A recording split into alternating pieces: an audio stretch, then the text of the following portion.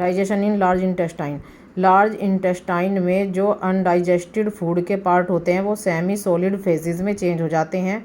And process of digestion, after digestion क्या होता है, जो कार्बोहाइड्रेट होते हैं वो ग्लूकोज और फ्रैक्टोज ग्लैक्टोज में चेंज हो जाते हैं। जो प्रोटीन होते हैं वो एमिनो एसिड में, और फैट ग्लाइसरोल और फैटी एसिड में चेंज हो जाता है। Absorption of digestion food, absorption in small intestine, जो ग्लूकोज फ्रैक्टोज ग्लाइक्टोज और एमिनो एसिड और विटामिन होते हैं वो विली के द्वारा एब्जॉर्ब कर लिए जाते हैं, जो इंटेस्टाइन वॉल के अंदर होती हैं विली उनके द्वारा।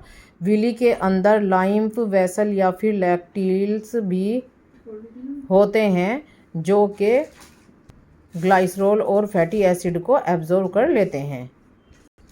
Modification in small intestine for efficient absorption, small intestine extremely long होती है और ये एब्जॉर्प्शन के लिए फूड को बहुत ही लार्ज सरफेस प्रेजेंट करती है।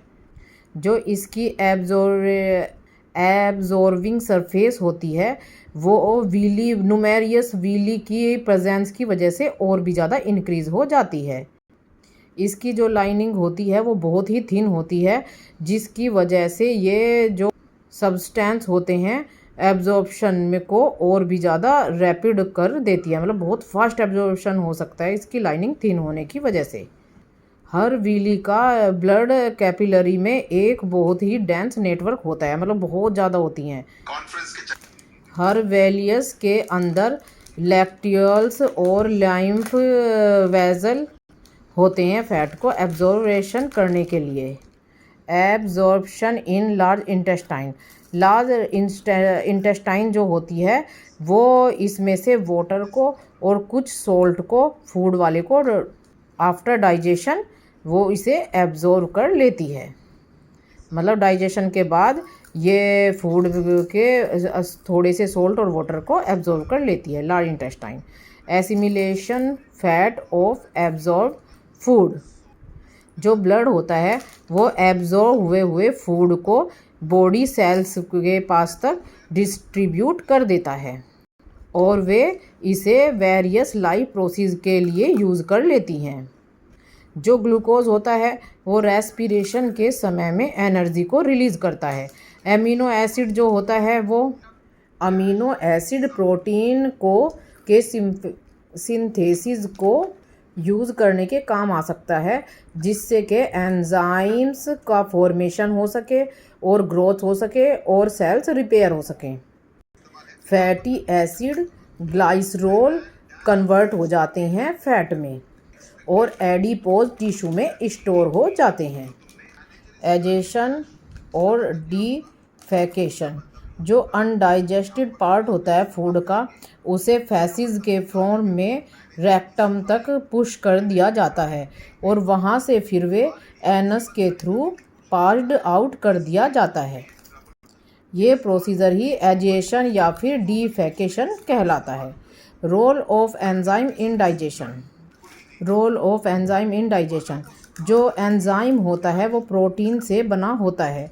ये जो केमिकल रिएक्शन होती है शरीर में उसे की स्पीड को बढ़ा देता है। अगर ये ऐसा ना करे तो बॉडी में जो ये प्रोसेसिंग होती है केमिकल रिएक्शन की ये बहुत लंबा समय लेगी।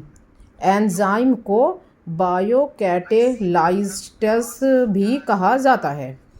जो डाइजेस्टिव जूस होते हैं उनके अंदर बहुत सारे एंजाइम्स होते हैं जो कि डाइजेशन में बहुत ही इम्पोर्टेंट रोल प्ले करते हैं।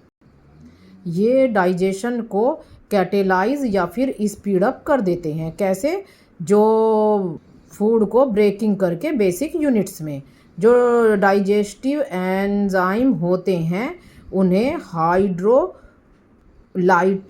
एंजाइम भी बोला जाता है।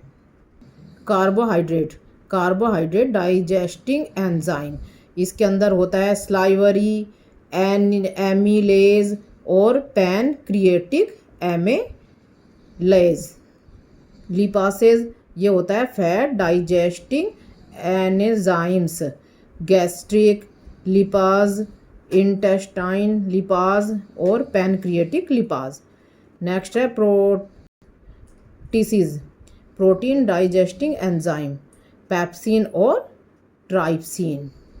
सेल्यूलोज प्लांट के सेल के वॉल के अंदर का एक फाइबर है जो कि कॉम्प्लेक्स कार्बोहाइड्रेट फॉर्म में होता है। मतलब सेल्यूलोज एक कॉम्प्लेक्स कार्बोहाइड्रेट होता है जो कि फाइबर के फॉर्म में होता है प्लांट के सेल वॉल के अंदर। हम सेल्यूलोज को डाइजेस्ट नहीं कर सकते क्योंकि उसके अंदर जो साइकम होता है वो रेड्यूस होता है और उसके अंदर सेल्यूलोज डाइजेस्टिंग बैक्टीरिया एब्सेंट रहता है। सेल्यूलोज फाइबर जो होता है हमारे फूड में वो एक्सक्रीटेड हो जाता है फेजेस के फॉर्म में।